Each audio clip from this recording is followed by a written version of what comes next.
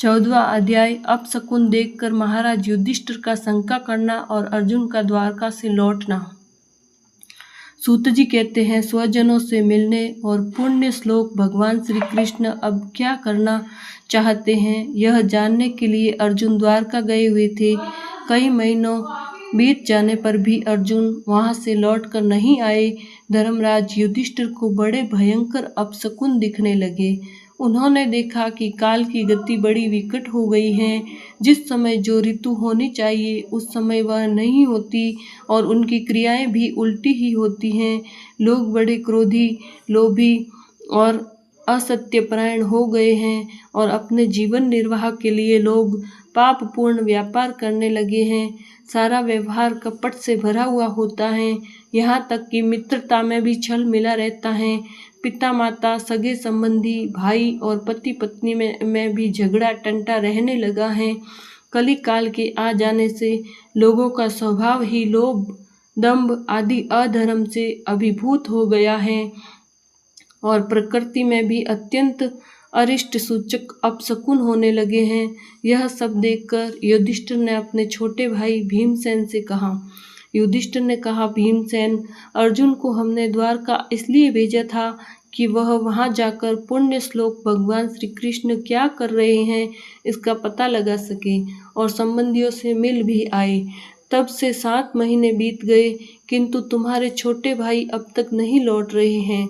मैं ठीक यह नहीं समझ पाता हूँ कि उनके न आने का क्या कारण है।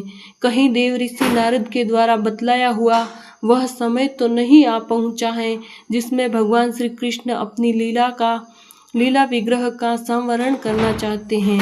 उन्हीं भगवान की कृपा से हमें यह संपत्ति, राज्य, स्त्री, प्राण, कुल, संतान, शत्रु पर विजय और स्वर्ग आदि लोगों का अधिकार प्राप्त हुआ है। भीमसेन, तुम तो मनुष्यों में व्याघ्र के समान बलवान हो। देखो तो सही, आकाश में उल्कापात आदि, पृथ्वी में भूकंप आदि और शरीर में रोग आदि कितने भयंकर अपशकुन हो रहे हैं। इससे इस बात की सूचना मिलती है कि शीघ्र ही हमारी बुद्धि को मोह में डालने वाला कोई उत्पात होने वाला है। प्यारे भीमसेन, मेरी बाईं जांघ, आंख और भुजा बार बार फड़क रही हैं। हृदय जोर जोर से धड़क रहा है। अवश्य ही बहुत जल्दी कोई अनिष्ट होने वाला है। देखो, यह सियारिन उदय होते ही सूर्य की ओर मुंह करके रो रही है। अरे, उसके मुंह से तो आग भी निकल रही है। यह कुत्ता बिल्कुल निर्भय सा होकर मेरी ओर देखकर चिल्ला रहा है।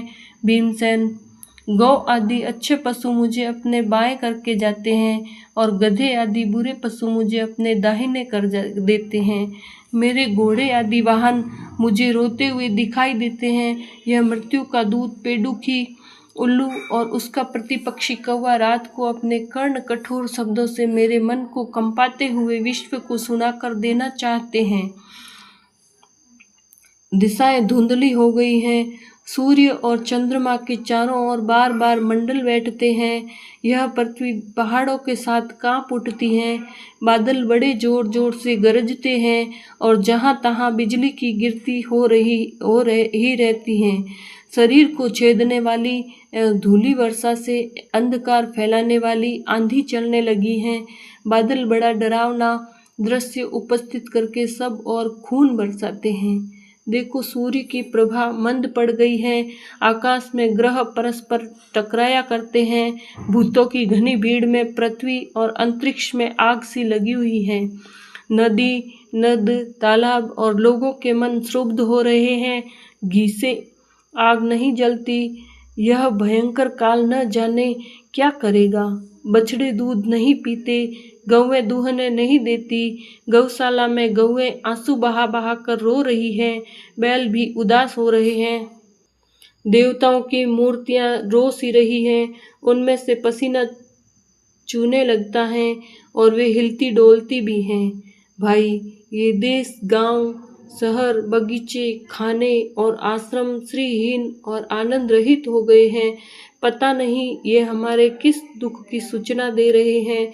इन बड़े बड़े उत्पातों को देखकर मैं ऐसा मैं तो ऐसा समझता हूँ कि निश्चय ही यह भाग्यहीन भूमि भगवान के उन चरण कमलों से, जिनका सौंदर्य तथा जिनके ध्वजा वज्र अंकुश आदि विलक्षण चिन्ह और किसी में भी कहीं भी नहीं है, रहित हो गई है। सौनक जी, राजा युधिष्ठिर ने इन भयंकर उत्पातों को देखकर मन ही मन चिंतित हो रहे थे कि द्वारका से लौटकर अर्जुन आए। युधिष्ठिर ने देखा अर्जुन इतने आतुर हो रहे हैं जितने पहले कभी नहीं देखे गए थे। मुंह लटका हुआ, कमल सरीखे नेत्रों से आंसू बह रहे थे और शरीर में बिल्कुल कांति नहीं थी। उनको इस रूप में अपने चरणों में पड़ा देखकर युधिष्ठिर घबरा गए। देवऋषि नारद की बातें याद करके उन्होंने सुहृदयों के सामने ही अर्जुन से पूछा। युधिष्ठिर ने कहा, भाई, द्वारकापुरी में हमारे स्वजन संबंधी मधु भोज, दशार, आर्ह, सात्वत, अंधक और वृष्णिवंशी यादव कुशल से तो हैं।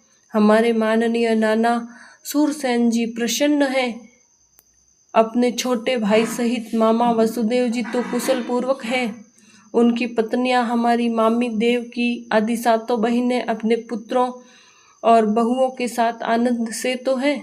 जिनका पुत्र कंस बड़ा ही दुष्ट था, वे राजा उग्रसेन अपने छोटे भाई देवक के साथ जीवित तो है न। अधिक उनके पुत्र कृतवर्मा, अक्रूर, जयंत, गद, सारण तथा शत्रुजित आदि यादव वीर सकुशल है न। यादवों के प्रभु बलराम जी तो आनंद से है न। वृष्णिवंश के सर्वश्रेष्ठ महारथी प्रद्युम्न सुख से तो हैं। युद्ध में बड़ी फुर्ती दिखाने वाले भगवान अनिरुद्ध आनंद से है न। सुसेन, चारुदेशन, जामवती नंदन, सांब और अपने पुत्रों के सहित ऋषभ आदि भगवान श्री कृष्ण के अन्य सब पुत्र भी प्रसन्न है न।